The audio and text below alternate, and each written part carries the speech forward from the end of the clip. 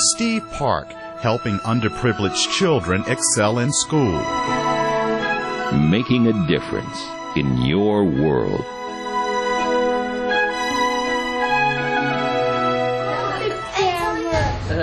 A warm smile and a loving hug are all that Steve Park needs to fuel his passion for helping kids in this tough Washington, D.C. neighborhood not far from the Capitol.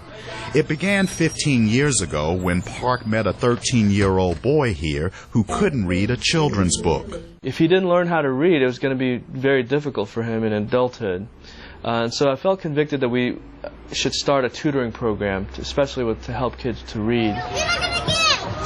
Park founded Little Lights Urban Ministries. It's a free after-school tutoring and recreational program with some Bible study thrown in for kids who live in this housing project surrounded by poverty, drug dealers, and crime.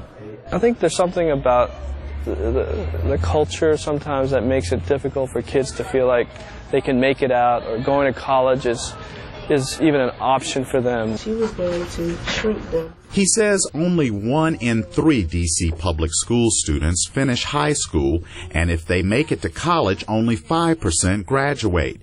He says Little Lights focuses on students who need the most help. The kids just often have a very bleak view of the future just from a very early age, and feel like they'll never be able to make it to college. They may not, they have a good chance of not graduating high school.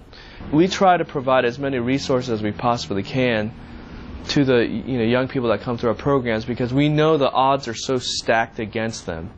Park was born in South Korea and immigrated to the U.S. growing up in the Washington, D.C. suburbs. He never dreamed of working with underprivileged children, but 16 years ago he was drawn to religion. Before my conversion, I had no interest in children. I was not interested in nonprofit work. But after my conversion, I just had an incredible sense of compassion for the kids that I was meeting. One of those kids was Dwayne Brown. He was tutored by Little Lights and now is in his last year of college. He remembers when Park first showed up in the black neighborhood. A lot of times when you get new people that come into the community, they tend to be a little timid or nervous, but Steve doesn't display any of that. He fits right in. A few blocks away, Steve and his wife Mary, with a small staff and volunteers, provide a safer environment to learn and play. But besides helping with grades, they also teach valuable life skills. If you really want to be happy, you have to build the person you are on the inside. You want to be an honest person. You want to be a hard-working person. You want to be someone who cares about their own community, that takes care of their families.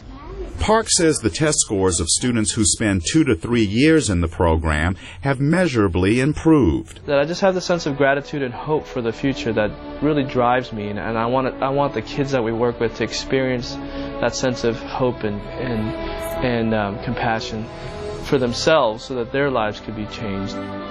Park knows he's succeeding by getting these kids to believe in themselves as much as he believes in them. I'm Chris Simpkins for VOA's Making a Difference in Washington.